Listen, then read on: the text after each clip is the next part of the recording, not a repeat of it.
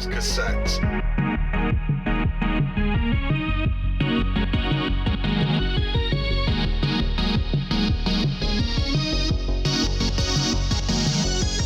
Gosh, I miss those times, man. Following the cancellation of the AH-56 Cheyenne in 1972, mainly due to Congress funding the Air Force A-10 Thunderbolt and the Marine Corps AV-8A Harrier, the US Army sought an aircraft to fill its anti-armor attack role that would still be under Army command. This is because the US Army is forbidden from having any fixed-wing aircraft. This meant the traditional anti-tank weapons, such as the A-10 Thunderbolt, were directly controlled by the US Air Force. And basically, the US Army were a little bit jealous and wanted their own toys to play with. They also rejected the AH-1 Cobra, as they found it lacking in firepower performance and range. They wanted a helicopter with better manoeuvrability, allowing for terrain following and nap of the air flying. This led to the US Army requesting a proposal for an advanced attack helicopter in 1972, and was counted as one of the Big Five, the 5 biggest projects currently undertaken by the US Army. 5 different companies took part in the proposal. The Hughes AH-64D prototype first flew in 1975, and was eventually selected to lead the program, seeing as it had more sturdy landing gear and a more damage-tolerant 4-blade main rotor. While the AH-64 first flew in 1975, the development of the Hellfire had begun in 1974. Eventually, both projects would be finished, and let's just say that the Hellfire and the Apache go together better than peas and carrots. Alright lads, today we're going to be talking about the AH-64D Apache, the Rank 7 attack helicopter in the American tech tree. While the AH-64D is a long way away from the AH-64A, mainly due to the longbow radar on top, apart from the avionics, in War Thunder, they're pretty much the same vehicle. The D variant is battle rating 11.0 in realistic, and 10.7 in arcade and simulator battles. The aircraft is a tech tree vehicle, and will come fully stock. But let's not jump ahead of ourselves. In order to unlock this beast, you're going to have to grind out 390,000 research points before purchasing the helicopter for cost of 1,020,000 Silver Lions. You'll then have to put the helicopter in your lineup for the cost of an additional 290,000 Silver Lions. While the Expert and Ace qualifications aren't really that useful in helicopters, it'll cost you 1,020,000 Silver Lions for the Experts and 2,800 Golden Eagles for the Ace qualification. In terms of repair cost, and in realistic battles, it'll set you back 4,160 Silver Lions. In terms of the reward multipliers, in realistic battles and with a premium account, you'll have an RP modifier of 464% and a Silver Lion modifier of 315%. In terms of customization, there are no camouflage available for Golden Eagles, but there is a single camouflage available on the Guardian Marketplace. So, if you already have the AH-64A P-10 unlocked, or the AH-64 for that matter, is it worth grinding out the AH-64D variant? After all 3 helicopters do get 16 Hellfires, and all pretty much perform the same way. So is it worth grinding out that insane amount of RP? Well, stick around to find out.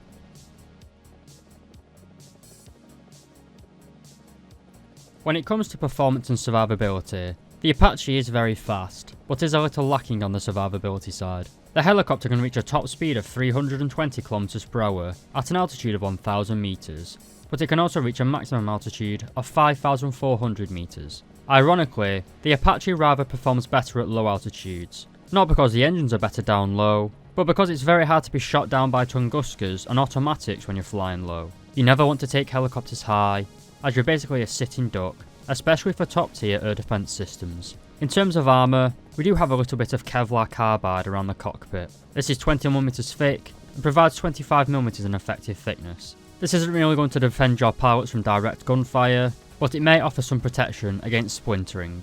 We also have a bulletproof cockpit glass around the pilot's position. This is 22mm thick and should at least stop 50 caliber machine gun rounds, but against Soviet 14.5mm, it probably isn't going to be that effective. And against 30mm autocannons found on the B&P series, as well as their defense weapons such as the Tunguska, this armor isn't really going to protect you. As I said in the introduction, the Americans designed the Apache to be incredibly fast and to fly low to the ground. It's fast, manoeuvrable, but not well armoured. It's just a reality that we've all got to face when playing pretty much all helicopters, but especially the Apache. You need to pop up, fire, and then relocate. And you certainly can do that in this Apache. While it isn't as fast as the British AH-1, it is still probably the most manoeuvrable helicopter in game. Far better than the helicopters found in the Soviet tech tree. But let's be honest, a brick with wings is more manoeuvrable than a Ka-50.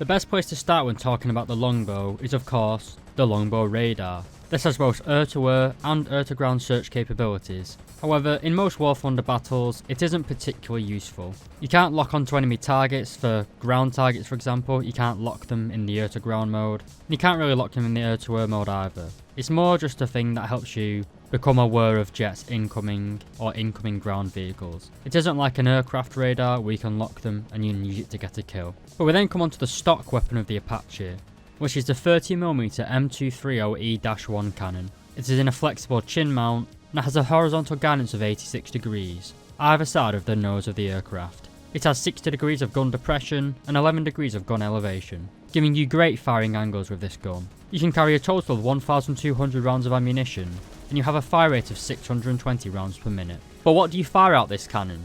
Well, we have the high explosive dual purpose. As you can tell from the name of it, it's a dual purpose shell. While this might not be totally accurate, in War Thunder it kind of acts like a high explosive anti-tank shell. However, it is only 30mm after all. It has 51mm of constant penetration and a TNT warhead of 26.8 grams of TNT. This allows it to penetrate the roofs of most main battle tanks and pretty much all of the light and anti-aircraft vehicles in War Thunder. It also has a high explosive effect, allowing it to work well against ground targets if you're playing heli arcade assault or helicopter arcade battles.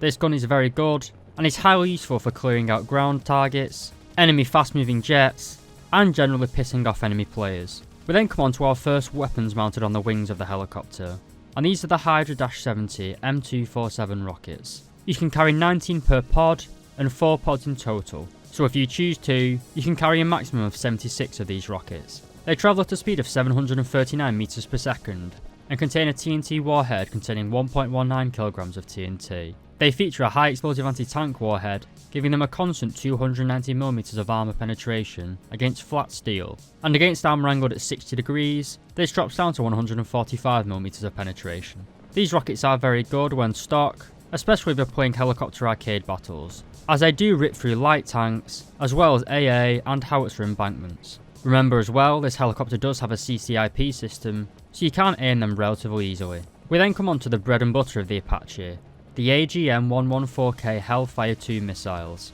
While these aren't the most advanced Hellfire variant, they still pack an almighty punch. They travel at a speed of 475 meters per second and have a laser guidance system, meaning you will need to maintain a lock until the Hellfire impacts the target. These missiles contain a high explosive anti-tank warhead and contain a warhead containing 3.36 kilograms of TNT. This gives them 1,200mm of penetration against flat steel, and when targeting armor angled at 60 degrees, that halves down to 600mm of armor penetration. The Hellfires are also top-down attack missiles, as due to the arc when fired, they usually impact the top of a vehicle, usually striking down into the fighting compartment, killing crew and destroying vital components. This usually leads to a one-shot against most main battle tanks. The Hellfires are incredibly powerful at the minute in War Thunder. 1.2 meters of penetration can go through every main battle tank currently in game. While I would recommend aiming for ammo and crew compartments when using them, aiming these missiles centre of mass will still usually kill most tanks in one hit. We then come on to the dedicated air-to-air missiles in this helicopter, and like a few of the other helicopters I've mentioned recently, these are armed with the AIM-92 Stingers. These were adapted from man-pads or man-portable air defence systems and were originally designed to be fired by a single human being. The Americans essentially sellotaped two of them together and slapped them on the wings. As a result, the Stingers are questionable in how effective they are.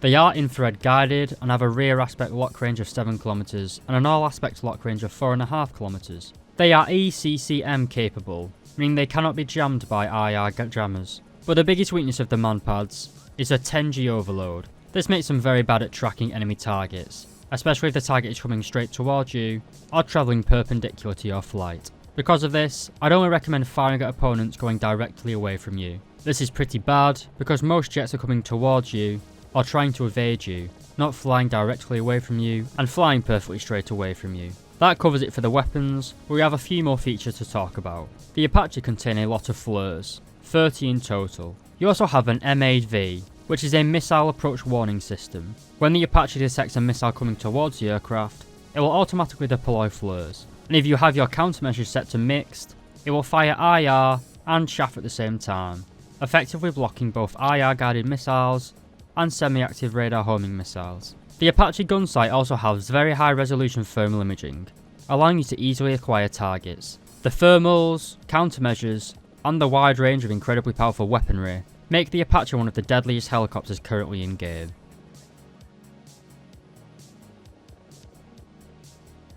Before we get into the conclusion, let me know down in the comments what you guys think about this helicopter, and which tank, plane, ship or helicopter you guys would like to see reviewed next. In my opinion, the Apache is an incredibly powerful anti-tank helicopter currently in War Thunder, but it lacks the versatility found in the KA-50s and Mi-28 series of helicopter. This by no means means that the Apache is a bad helicopter, far from it, but it just doesn't have the same draw, and that's shown in game. You very rarely see people playing the Apaches, and it's usually the KAs and Mi-28s that are spammed out in both ground realistic and simulator battles. In terms of helicopter and American mains grinding out the Apache D variant, I'm not sure it's worth it personally myself. As I said, the longbow radar doesn't really have an effect in game at the minute, and while the D variant does carry the K modification of the Hellfire missile, whereas the AH-64 in the A P-10 model only carry the B variant of the Hellfire, I think that the B variant, despite it only having 100mm or less penetration,